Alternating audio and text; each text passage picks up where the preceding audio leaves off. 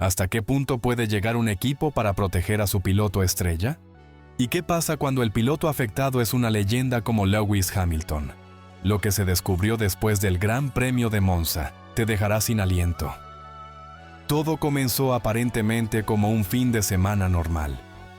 Aficionados vestidos de rojo llenaban las gradas con cantos y banderas, esperando una actuación digna de los nombres que alguna vez brillaron en ese mismo asfalto. Pero dentro del garage número 1, algo se rompió en silencio. No fue un componente del carro ni una falla técnica visible en la pista. Fue la confianza entre piloto y equipo. Riccardo Adami, el ingeniero de carrera de Lewis Hamilton, uno de los hombres más experimentados en Maranello, había estado observando una anomalía repetitiva durante semanas. Pequeñas diferencias en el comportamiento del carro que no tenían correlación con los datos registrados ni con las decisiones tomadas por el piloto. Lo que al inicio parecía un desajuste menor o una variación de la pista, empezó a formar un patrón preocupante. Un patrón que se repetía cada fin de semana, especialmente en las sesiones clave. Clasificación y carrera. Durante 4 días, Adami intentó justificar las inconsistencias. Revisó telemetría, software, registros de simulación. Incluso pensó en un error propio o en la posibilidad de una interferencia en la base de la puesta a punto. Pero al llegar a Monza, ya no había duda. El SF-25 de Hamilton estaba siendo intervenido sin su consentimiento. Y no una vez, sino varias, en áreas críticas del setup que afectaban directamente la estabilidad del carro. Esa fue la gota que derramó el vaso.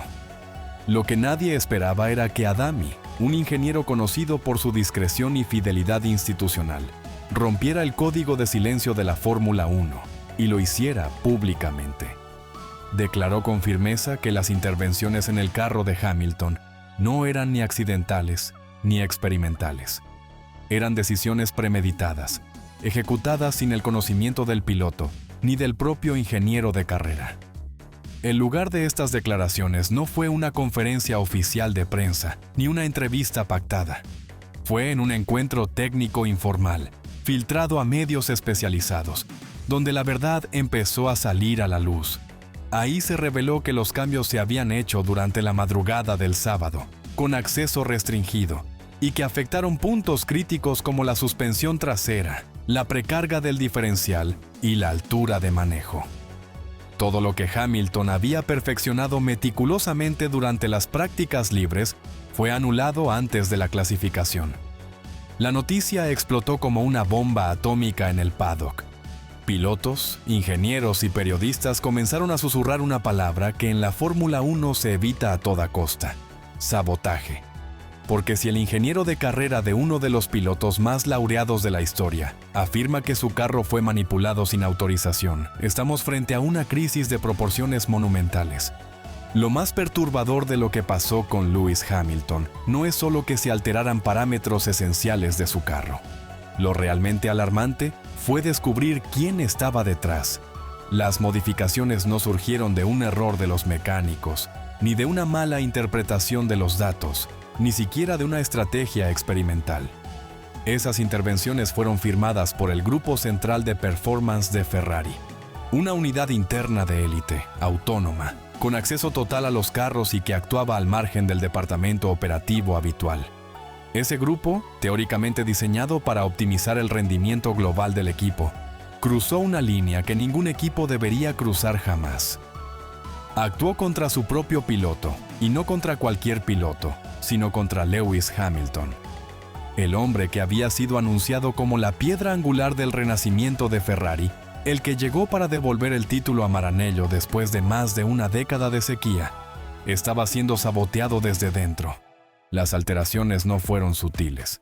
Durante el Gran Premio de Zandvoort, por ejemplo, el SF-25 de Hamilton fue modificado en 2 puntos clave. Primero, la altura de rodaje trasera se redujo en casi 4 milímetros, una diferencia brutal en términos aerodinámicos. Hamilton había trabajado durante las prácticas para encontrar un punto de equilibrio perfecto entre tracción y estabilidad en las curvas de alta velocidad, donde el rebote vertical y lateral es crítico. Al llegar a la clasificación, ese equilibrio había desaparecido. El carro estaba inestable, nervioso, impredecible. Lo que había sido una extensión natural del cuerpo del piloto se volvió un enemigo dentro de la misma cabina. En segundo lugar, la precarga del diferencial fue ajustada sin autorización. Este componente es vital para controlar cómo se reparte el torque entre las ruedas traseras. Al modificarlo, el comportamiento del carro en frenadas y curvas cerradas se volvía errático. Hamilton reportó, vuelta tras vuelta, que no podía anticipar la respuesta del eje trasero. Era como si estuviera manejando un carro diferente al que había afinado durante el fin de semana. Mientras tanto, al otro lado del garage, Charles Leclerc disfrutaba de un carro perfectamente calibrado. Su SF25 mantenía las especificaciones tal como él las había dejado. Misma altura, misma distribución de carga, misma configuración de diferencial. El contraste era devastador. Los datos de telemetría mostraron una diferencia de comportamiento entre ambos carros que no podía justificarse por el estilo de manejo ni por las condiciones de la pista. Era una diferencia artificial creada deliberadamente. Ya no eran sospechas, eran hechos. La narrativa dentro de Ferrari empezó a resquebrajarse. Los mecánicos comenzaron a murmurar. Los técnicos a compartir dudas en los pasillos. ¿Por qué se tomaban decisiones técnicas sin la aprobación del piloto o del ingeniero responsable? ¿Por qué esas decisiones siempre afectaban al mismo carro? ¿Qué lógica podía haber en desestabilizar al 7 veces campeón del mundo? Especialmente cuando Ferrari necesitaba cada punto, cada vuelta, cada detalle para competir por el título. La revelación del ingeniero de Hamilton no fue solo una queja técnica, fue una declaración de guerra. Una que expone una verdad incómoda que Ferrari ha intentado maquillar durante años. El equipo no es uno solo, está dividido en facciones internas, en intereses y lealtades que operan bajo una fachada de unidad. Lo que vimos con Hamilton es apenas la parte visible del iceberg, la punta que sobresale en un mar de tensiones ocultas. Porque mientras el SF25 de Hamilton era sistemáticamente manipulado, Charles Leclerc recibía el trato opuesto. No solo permanecía intacto, sino que toda la estructura operativa parecía trabajar para garantizarle el máximo confort y rendimiento. Los reportes de telemetría, los datos del simulador y las reuniones técnicas lo confirmaban. Cada ajuste, cada componente, cada configuración en el carro del monegasco pasaba por su aprobación directa. Ninguna alteración sin su conocimiento. Ninguna anomalía, ningún misterio. Esa dualidad generó una atmósfera tóxica en Maranello. Una parte del equipo trabajaba de acuerdo con la visión de Leclerc, protegiendo su estatus de heredero legítimo del proyecto Ferrari. La otra, encabezada por Adami y Hamilton, comenzó a sentirse aislada, operando bajo la sospecha constante de que cualquier avance técnico podría ser revertido sin aviso. No es casualidad que, en las reuniones estratégicas, la información que llegaba a un garage no siempre coincidiera con la del otro. Incluso en lo emocional, la diferencia era evidente. Mientras Leclerc se mostraba relajado, respaldado y con total libertad para ajustar el carro a su gusto, Hamilton parecía librar una batalla silenciosa, no contra sus rivales en la pista, sino contra sus propias sombras dentro del equipo.